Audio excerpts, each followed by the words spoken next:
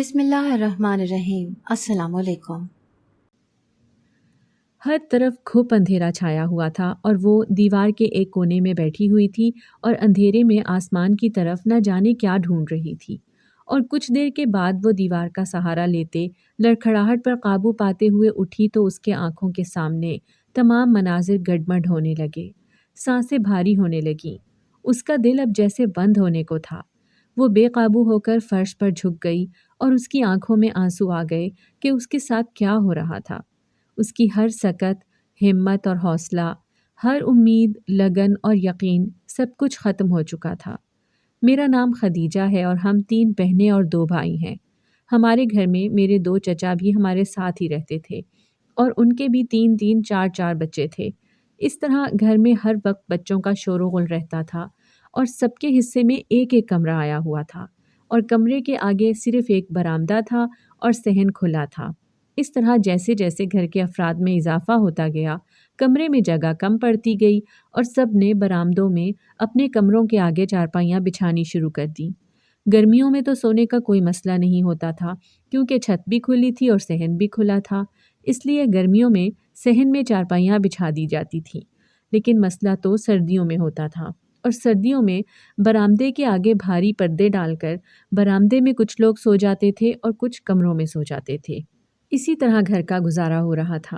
دادا دادی نے اپنی زندگی میں ہی اپنے بیٹوں کو الگ کر دیا تھا کہ اپنی اپنی ذمہ داریاں خود سنبھالیں۔ میرے ابو سائیکل پر گلیوں میں سبزی بیچتے تھے اور میرے دونوں چاچو بھی بجلی کا کام کرتے تھے، اس لیے گھر کا گزارا بڑی مشکل سے ہوتا تھا۔ میری امی اور میری دونوں چچیاں بھی لوگوں کے گھروں میں کام کرتیں، کوئی کسی کے گھر میں کپڑے دھوتی اور کوئی کسی کے گھر میں صفائی اور برتنوں کا کام کرتیں۔ اس طرح زندگی کی دوڑ گزر رہی تھی اور ہم بچے بھی کوئی خاص تعلیم حاصل نہ کر سکے کیونکہ تعلیم کے لیے پیسوں کی ضرورت تھی اور میرے والدین فیس ادا نہیں کر سکتے تھے۔ اس طرح ہم نے اسکول کی شکل ہی نہ دیکھی، اور ابا بھی جو کمائی کر کے لے کے آتا تو اس میں سے پورے پیسے اماں کے ہاتھ پہ نہ رکھتا، جس کی وجہ سے اماں اور ابا کے درمیان لڑائی رہتی۔ ہم ان تمام جھگڑوں کو دیکھتے ہوئے ہی بڑے ہوئے تھے۔ اماں نے آخر کار یہ فیصلہ کیا کہ گھر کے 7 افراد کا کھانا پینا مشکل ہو رہا ہے، تو اماں نے بڑی بیٹی کو بھی اپنے ساتھ کام پر لے جانے کا فیصلہ کیا۔ میں یہ سب دیکھتے ہوئے بے حد دکھی ہو رہی تھی۔ اس طرح اماں اور بڑی بہن سارا دن گھر سے باہر رہتے اور چھوٹے بھائی اور 2 بڑی بہنیں گھر پر ہی رہتے۔ آہستہ آہستہ گھر میں چچا کے بچوں کے درمیان اور ہمارے درمیان کسی نہ کسی بات پر لڑائی جھگڑا رہنے لگا۔ تو رات کو جب اماں کام سے تھکی ہاری آتی تو میری بڑی بہنیں اماں کو ساری بات بتاتی، تو اماں اس بات کا بدلہ لینے کے لیے چچی کے پاس جاتی، اور اس طرح اماں اور چچی کی آپس میں جھڑپ شروع ہو جاتی اور کئی دن تک آپس میں بول چال بند رہتی۔ آہستہ آہستہ کچھ دنوں کے بعد جب دونوں کا غصہ ٹھنڈا ہوتا تو دوبارہ سے بات چیت شروع ہو جاتی۔ اس لیے محلے کے کئی لوگ ہمارے بارے میں یہ مثال دیتے تھے کہ نہ ہی ان کے لڑائی جھگڑے شروع ہونے میں پتہ چلتا ہے اور نہ ہی ان کی صلح کے بارے میں پتہ چلتا ہے، خود ہی لڑ جھگڑ کر خود ہی اکٹھے ہو کر بیٹھ جاتے ہیں۔ اسی طرح وقت گزر رہا تھا اور ہم بڑے ہوتے گئے۔ جیسے جیسے ہم بڑے ہو رہے تھے ہماری ضروریات بھی بڑھتی جا رہی تھی۔ بڑی بہن کی عمر 17 سال ہو چکی تھی، وہ اماں کے ساتھ اب بھی کام پر جاتی تھی۔ اماں کو اب اس کی شادی کی فکر ستانے لگی اور اماں نے ابا سے اس سلسلے میں بات کی تو ابا نے کہا کہ تمہیں تو پتہ ہے کہ میں جو کماتا ہوں گھر میں لا کر دے دیتا ہوں، اس کے علاوہ میرے پاس کچھ نہیں ہے۔ تو اماں نے کہا کہ پھر بھی بیٹی کو کہیں نہ کہیں تو بیانا ہے، اس کو میں اپنے ساتھ کام پر لے کر نہیں جا سکتی کیونکہ یہ بڑی ہو گئی ہے۔ گھروں میں کام کرتے ہوئے لوگ اسے غلط نگاہ سے دیکھتے ہیں۔ میں تو بڑھاپے کے اندر قدم رکھ رہی ہوں اور میں گھر کی ضروریات کو دیکھتے ہوئے گھروں میں کام کر رہی ہوں، لیکن تمہیں تو اس بات کا احساس ہونا چاہیے۔ ابا نے کہا کہ اگر خاندان سے باہر کہیں غیروں میں شادی کریں گے تو وہ کئی لاکھوں کا جہیز مانگتے ہیں اور میرے پاس اتنے پیسے نہیں ہیں۔ تو اماں نے کہا اگر یہی بات ہے تو پھر اپنے خاندان میں ہی کسی رشتے پر غور کرو، کیونکہ اماں کا خیال تھا کہ چچا کے 2 بیٹے جوان تھے اور اماں یہ چاہتی تھیں کہ کسی ایک بیٹی کی ان کے بیٹے کے ساتھ شادی ہو جائے اور گھر کی بات گھر میں ہی رہ جائے۔ اماں اس بات کو اپنے منہ سے کرتے ہوئے ہچکچا رہی تھی، لیکن اماں ابا کو اشارہ دے رہی تھی۔ ابا کہہ رہے تھے کہ میں خود سے بات کرتا ہوا اچھا نہیں لگوں گا، انہیں خود نظر نہیں آ رہا کہ میری بیٹیاں جوان ہو گئی ہیں، وہ خود مجھ سے اس بارے میں بات کریں۔ اماں نے کہا کہ اگر تم بات کرتے ہوئے ہچکچا رہے ہو تو میں خود ہی بات کر لیتی ہوں۔ اس طرح اماں نے چچی سے اس بارے میں بات کی تو چچی نے کہا کہ ابھی تو ہمارا اپنے بیٹوں کی شادی کرنے کا کوئی بھی ارادہ نہیں ہے، اور ویسے بھی اگر ہم شادی کریں گے جہاں ہمارے بچوں کی مرضی ہوگی۔ اماں کو چچی نے گول مول جواب دے کر بات ختم کر دی۔ اس طرح اماں پریشان ہو گئیں کہ وہ اپنی بچیوں کا کیسے رشتہ کریں گی، کیونکہ وہ جو فیصلہ کر سکتی تھی ابھی کر سکتی تھی۔ اگر ان کی شادیوں کی عمر نکل جاتی تو پھر رشتہ کرنے میں مسئلہ ہو جانا تھا۔ ایک دن ہماری خالہ ہمارے گھر آئی۔ ان کی شادی کافی دور ہوئی تھی، اس لیے جب کبھی ان کا چکر لگتا تھا تو وہ 2 یا 3 سال کے بعد ہمارے ہاں چکر لگاتی تھی۔ جب وہ ہمارے گھر آئی تو انہوں نے گھر کی حالت دیکھی تو وہ بے حد پریشان ہوئی اور اماں سے اس بارے میں پوچھنے لگی۔ تو اماں نے اپنے حالات کے بارے میں بتایا۔ خالہ اماں کے گھروں میں کام کرنے کے بارے میں تو جانتی تھی، لیکن میری بڑی بہن کے گھروں میں کام کرنے کے بارے میں نہیں جانتی تھی۔ انہوں نے میری اماں کو ڈانٹا کہ تم جوان بیٹی کو لے کر لوگوں کے گھر میں کام کرنے کیوں جاتی ہو؟ تو اماں نے کہا کہ اب میں کیا کر سکتی ہوں، گھر کے خرچے کیسے پورے کروں؟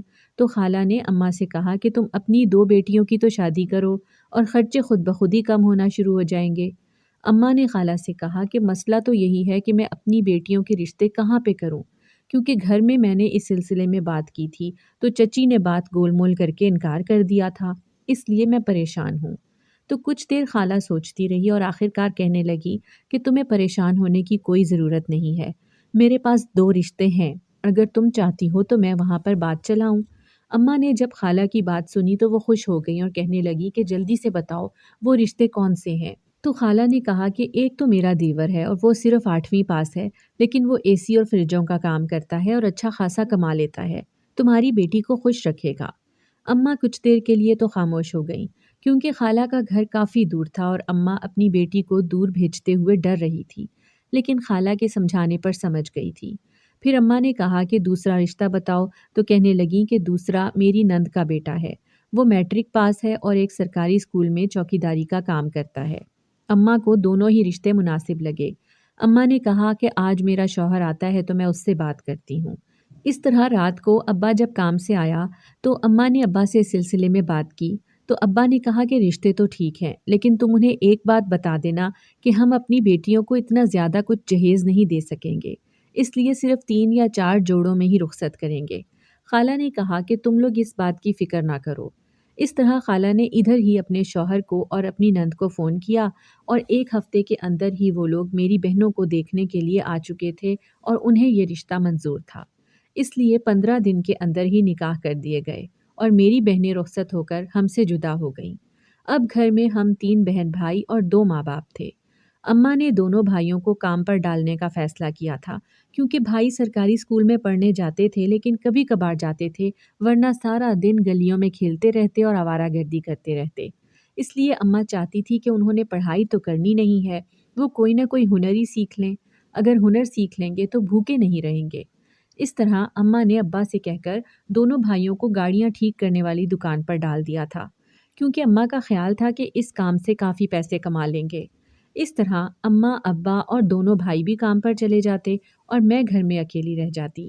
اماں ناشتہ بناتے وقت میرے لیے دوپہر کی روٹی بھی بنا دیتی تھی اور مجھے کہتی تھی کہ دوپہر کو کھانا کھا لینا، شام تک میں واپس آ جاؤں گی، اس لیے میں کمرے میں ہی بیٹھی رہتی۔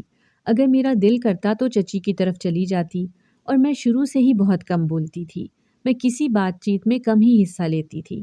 میں نے امی سے کہا کہ میں گھر میں بور ہو جاتی ہوں اور اماں سے کہا کہ مجھے ساتھ لے جایا کریں، تو اماں نے مجھے ساتھ لے جانے سے منع کر دیا تھا۔ اس طرح میں گھر میں اکیلی رہنے لگی، نہ اماں نے مجھے اسکول بھیجا تھا۔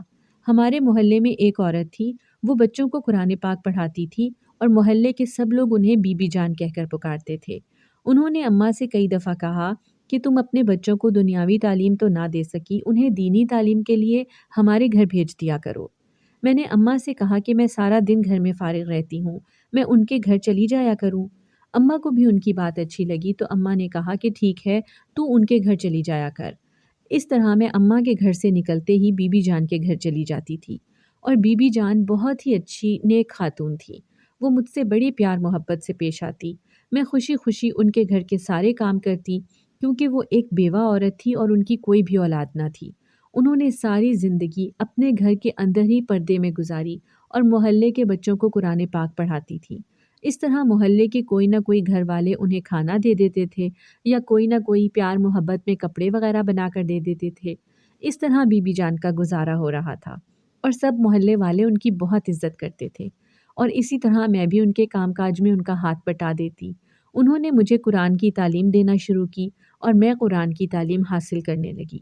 میرے اندر اتنا جوش اور جذبہ تھا کہ میں سارا دن بی بی جان کے گھر میں ہی رہتی اور شام کو جب اماں گھر آتی تو میں گھر واپس آ جاتی۔ اس طرح میں نے قرآنی تعلیم کے ساتھ ساتھ دنیاوی تعلیم بھی حاصل کرنا شروع کر دی، اور کچھ سالوں میں یہ ہوا تھا کہ اب میں تھوڑا بہت لکھنا پڑھنا جان چکی تھی۔ اسی طرح وقت گزر رہا تھا اور میری عمر 16 سال ہو گئی تھی۔ اس دوران میری دونوں بہنیں ہمارے گھر بھی چکر لگا چکی تھیں۔ وہ اپنی شادی شدہ زندگی میں بہت خوش تھیں، تو میری امی کہتی تھی کہ چلو اچھی بات ہے، وہ تو میری طرح کسی دوسرے کے گھروں میں کام نہیں کر رہی، ان کا شوہر جو بھی کماتا ہے وہ گھر بیٹھ کر ہنسی خوشی کھا رہی ہیں۔ اس طرح میری دونوں بہنیں آئیں تو انہوں نے کہا کہ وہ مجھے بھی اپنے ساتھ لے جائیں گی تاکہ میں کچھ دن ان کے ہاں رہ لوں۔ جب میری ماں سے انہوں نے اس بارے میں بات کی تو میری اماں نے اس بات کی اجازت نہ دی کہ میں اپنی بہن کے سسرال جا کر رہوں، کیونکہ کل کو سسرال والے اس بات کا طعنہ نہ دیں کہ ان کی بہن آ کر ادھر رہ رہی ہے۔ لیکن میری بہنوں نے کہا کہ میرے شوہر اس طرح کی باتیں نہیں کرتے۔ اس طرح انہوں نے کہا کہ کچھ دن وہ ایک بہن کے گھر رہ لے گی اور کچھ دن دوسری بہن کے گھر رہ لے گی، اور اس کے بعد ہم اسے واپس چھوڑ جائیں گے۔ اس طرح میری بہنیں مجھے اپنے ساتھ لے گئیں۔ میں پہلی دفعہ گھر سے باہر نکلی تھی اور میں بے حد خوش تھی کہ میں پہلی بار اتنی دور سفر کر رہی ہوں۔ سارے راستے میں خوشی خوشی سفر کرتی رہی اور دائیں بائیں دیکھتی رہی۔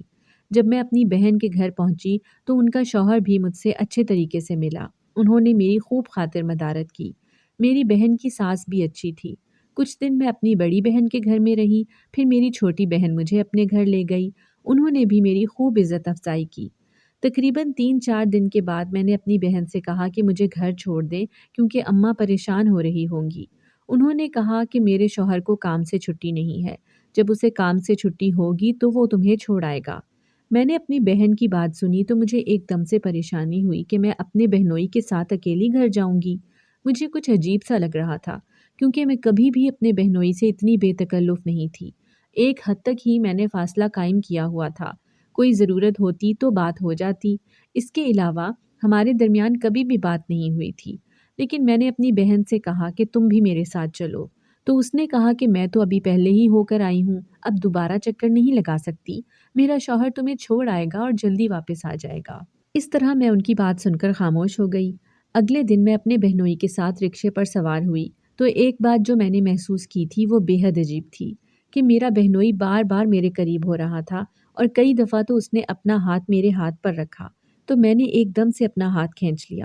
میں انہیں یہ نہیں کہہ سکتی تھی کہ یہ آپ کیا کر رہے ہیں، کیونکہ ہمارے درمیان رشتہ ہی ایسا تھا۔ اس طرح اس نے راستے میں مجھے کہا کہ تم مجھے اچھی لگنے لگی ہو، تمہاری بہن تو گھر کے کاموں میں مصروف رہتی ہے، وہ مجھے تو وقت ہی نہیں دے پاتی، میں تمہیں موبائل دیتا ہوں، تم موبائل سے مجھ پر فون پر بات کر لیا کرو۔ مجھے اپنی بہنوئی کی بات سن کر بے حد شرمندگی محسوس ہوئی کہ اسے اس بات کا احساس ہی نہیں ہے کہ وہ مجھ سے کیا بات کر رہا ہے۔ میں نے کہا کہ آپ مجھ سے ایسے بات نہ کریں، ہمارے درمیان ایک مقدس رشتہ ہے، آپ اس کی توہین کر رہے ہیں۔ تو اس نے کہا کہ اس میں توہین والی کیا بات ہے، بس تم مجھ سے فون پر ایک دوست کی حیثیت سے بات کر لیا کرنا، میں اتنے میں ہی خوش ہو جایا کروں گا۔ میں نے کہا کہ میں ہرگز بھی ایسا نہیں کروں گی۔ اس طرح اس نے دوبارہ سے میرا ہاتھ پکڑا تو انجانے میں میرا ہاتھ اٹھ گیا اور میں نے ان کے چہرے پر تھپڑ لگا دیا۔ جب میں نے ان کے چہرے پر تھپڑ لگایا تو وہ خونخوار نظروں سے میری طرف دیکھ رہا تھا اور غصے سے میری طرف بڑھنے لگا۔ رکشے پر سوار دوسرے لوگوں نے بھی ایک دم سے گردنیں موڑ کر ہماری طرف دیکھا تو میں ایک دم سے رکشے سے اتر گئی اور بھاگتے ہوئے بس میں سوار ہو گئی تھی۔ میں نے اپنا بیگ بھی پکڑ لیا تھا اور میرے پاس کچھ پیسے تھے، اس لیے میں بھاگتی ہوئی بس میں سوار ہوئی تو میرے ہاتھ پاؤں کانپ رہے تھے کہ یہ مجھ سے کیا ہو گیا، لیکن میں اپنے آپ کو اس بات پر مطمئن کرتی رہی کہ اس نے جو حرکت کی تھی اس کا یہی جواب تھا۔ اس طرح کافی لوگوں کی موجودگی میں میرا بہنوئی مجھ تک نہ پہنچ سکا اور واپس چلا گیا۔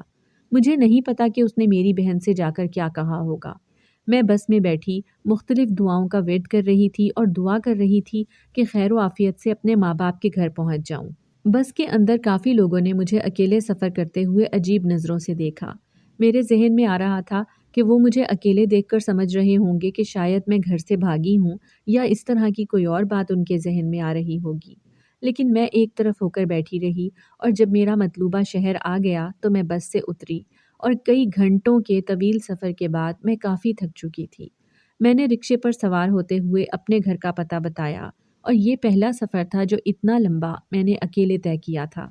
جب میں گھر پہنچی تو میری اماں نے مجھے اکیلے کو دیکھا تو حیران رہ گئی اور کہنے لگی کہ تم اکیلی آئی ہو۔ میرے پاس ان کی بات کا کوئی جواب نہیں تھا۔ میں نے کہا ہاں، انہیں کچھ ضروری کام تھا، انہوں نے مجھے بس پر بٹھا دیا اور آگے سے ہی میں خود ہی رکشہ لے کر آ گئی ہوں۔ وہ میری بات پر کچھ تو حیران ہوئی لیکن انہوں نے میری بات کا یقین کر لیا اور میں نے شکر ادا کیا کہ میں اپنے ماں باپ کے گھر پہنچ گئی ہوں۔ لیکن میں نے آئندہ سے اپنے دل میں یہ طے کیا کہ میں کبھی بھی اپنی بہنوں کے گھر نہیں جاؤں گی۔ اس طرح میں نے دوبارہ سے بی بی جان کے گھر جانا شروع کر دیا۔ وہ مجھ سے بے حد محبت سے پیش آتی تھی۔ میں اس واقعے کے بعد کافی پریشان رہنا شروع ہو چکی تھی۔ بی بی جان نے بھی یہ بات نوٹ کی اور انہوں نے مجھ سے پوچھا کہ تمہیں کون سی بات پریشان کر رہی ہے؟ تم تو اپنی بہنوں سے مل کر آئی ہو، تمہیں تو خوش ہونا چاہیے کہ تمہاری اداسی ختم ہو گئی ہے۔ ان کی بات سن کر میری آنکھوں میں آنسو آ گئے۔ جب انہوں نے میری آنکھوں میں آنسو دیکھے تو وہ بھی پریشان ہو گئی اور کہنے لگیں کہ تمہیں کون سی بات پریشان کر رہی ہے، تم مجھ سے بات کر سکتی ہو۔ میں نے آہستہ آہستہ انہیں ساری بات بتانا شروع کی تو وہ بھی میری بات سن کر کافی پریشان ہوئی اور کہنے لگی کہ تم نے اچھا کیا کہ جو اسے موقع پر ہی جواب دے دیا، آئندہ سے وہ تمہارے ساتھ ایسا کرنے کی غلطی نہیں کرے گا۔ میں نے بی بی جان سے کہا کہ ہو سکتا ہے اس نے میری بہن کو جا کر میرے بارے میں کوئی غلط بات بتا دی ہو، کیونکہ وہ تھپڑ تو برداشت نہیں کر سکے گا اور اس کا بدلہ وہ کسی نہ کسی اور طریقے سے لے گا۔ تو بی بی جان نے کہا کہ تم نے اس کی جذبات کی حوصلہ افزائی نہیں کی، یہی تمہاری نیک دلی ہے اور یہی تمہارے کردار کی سچائی ہے۔ اس طرح کچھ دن گزرے کہ میں بی بی جان کے گھر بیٹھی ہوئی تھی، پیچھے سے میرے گھر سے میرا بھائی مجھے بلانے آیا کہ اماں گھر بلا رہی ہیں۔ میں حیران ہوئی کہ ابھی تو مجھے آئے 2 ہی گھنٹے ہوئے ہیں تو اماں ایک دم سے گھر کیسے آ گئی؟ اس طرح جب میں گھر آئی تو میں نے دیکھا کہ میری دونوں بہنیں گھر میں بیٹھی ہوئی تھیں اور میری اماں اور ابا بھی موجود تھے۔ ایسا لگ رہا تھا کہ جیسے ان سب کو اکٹھا کر کے کوئی بات کی جا رہی ہے۔ میں خوشی خوشی اپنی بہنوں کی طرف بڑھی، پر جیسے ہی میں ان کے قریب گئی تو میری بہن نے میرے چہرے پر تھپڑ مار دیا اور کہنے لگی کہ تم اتنی گر سکتی ہو، میں نے کبھی سوچا بھی نہیں تھا، تم اپنی ہی بہن کا گھر برباد کرو گی۔ میں پھٹی ہوئی نگاہوں سے اور منہ کھولے اپنی بہن کی بات سن رہی تھی۔ اتنے میں میری اماں میری طرف بڑھی، انہوں نے مجھے بالوں سے پکڑ کر دھکا دیا اور کہنے لگی، میں بھی حیران تھی کہ یہ اکیلی اتنی دور سے کیسے آ گئی ہے اور آج مجھے پتہ چلا ہے کہ اس کے پیچھے وجہ کیا ہے۔ تو میں ان کی بات کا مطلب سمجھ چکی تھی۔ میں نے کہا کہ اماں میری بات سن لیں، پھر ہی آپ کوئی بات کریے گا۔ میں نے انہیں اپنی سچائی کے بارے میں بتانے کی پوری کوشش کی، لیکن کوئی بھی میری بات نہیں سن رہا تھا۔ میری بہنیں میری بات پر یقین نہیں کر رہی تھیں، وہ مجھ پر ہی برے برے الزامات لگا رہی تھیں۔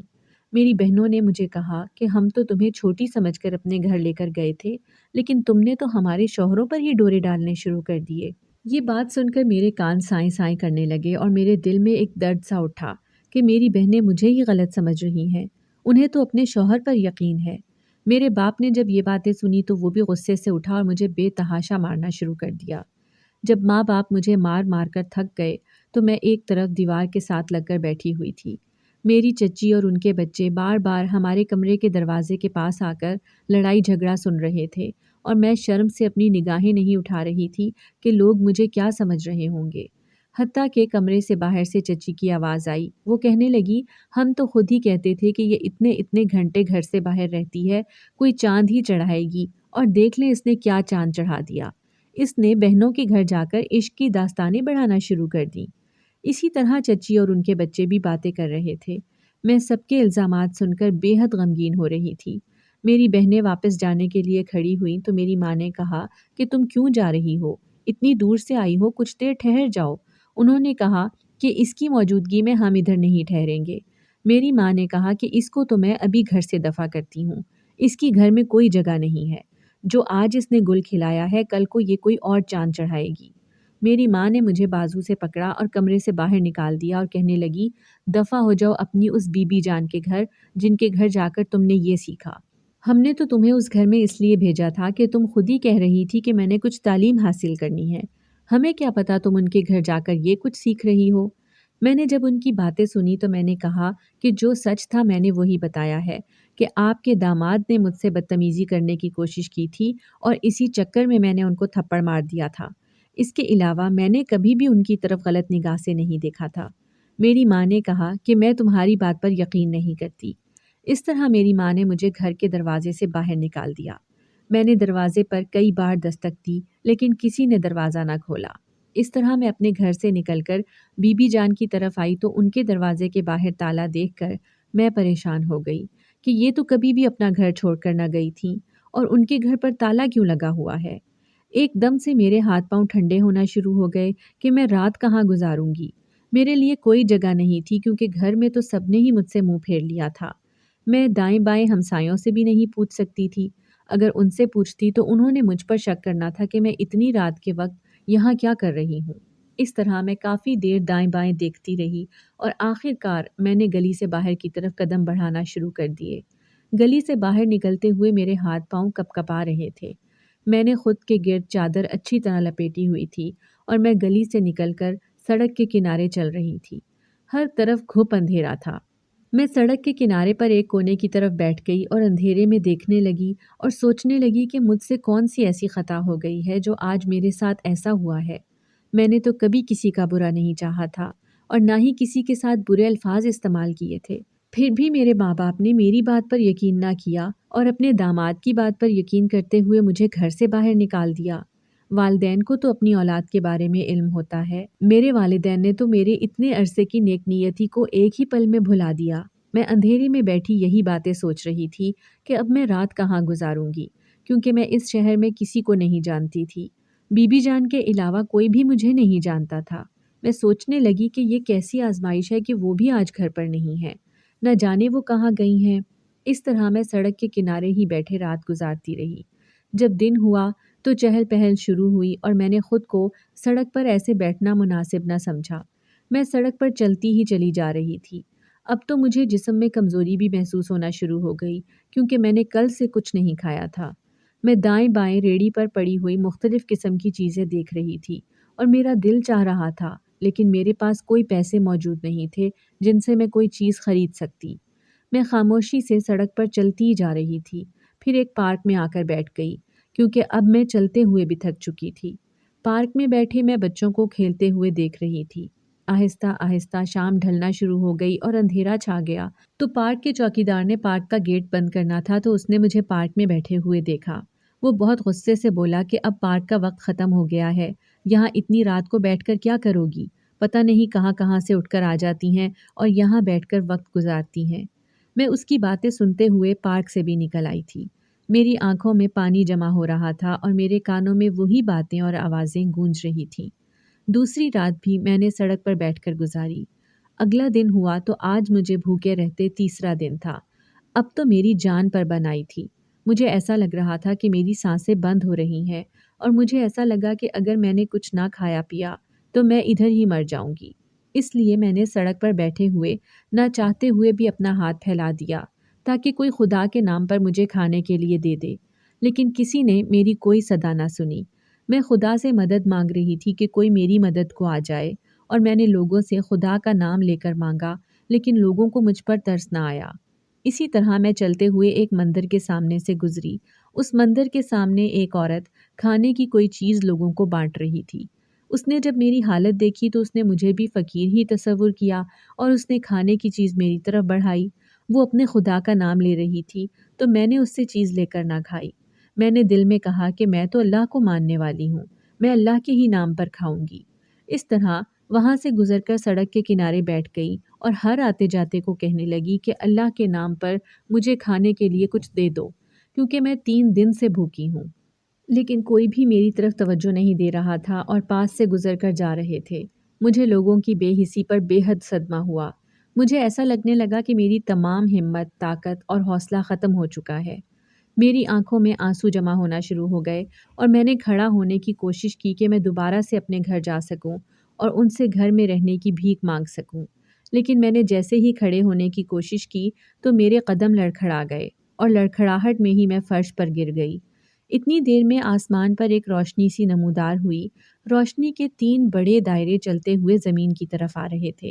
میں سوچ رہی تھی کہ شاید میری حالت ایسی ہے اور مجھے ایسا ہی دکھائی دے رہا ہے، حتیٰ کہ ان روشنی کے دائروں نے انسانی شکل اختیار کر لی۔ وہ انسانی شکل ایک نورانی بزرگ کی تھی جس کا چہرہ سفید تھا اور نور سے بھرا ہوا تھا۔ اس نے اپنے چہرے کے ارد گرد ایک سفید رومال رکھا ہوا تھا کہ کوئی اس کے چہرے کی طرف نظر اٹھا کر بھی نہیں دیکھ سکتا تھا۔ وہ بزرگ چلتے ہوئے میرے قریب آئے اور انہوں نے میرے سر پر ہاتھ رکھا۔ جیسے ہی انہوں نے میرے سر پر ہاتھ رکھا، مجھے ایسا محسوس ہوا کہ کوئی طاقت میرے اندر داخل ہو چکی ہے اور ایک دم سے میری آنکھیں پوری کھل گئیں۔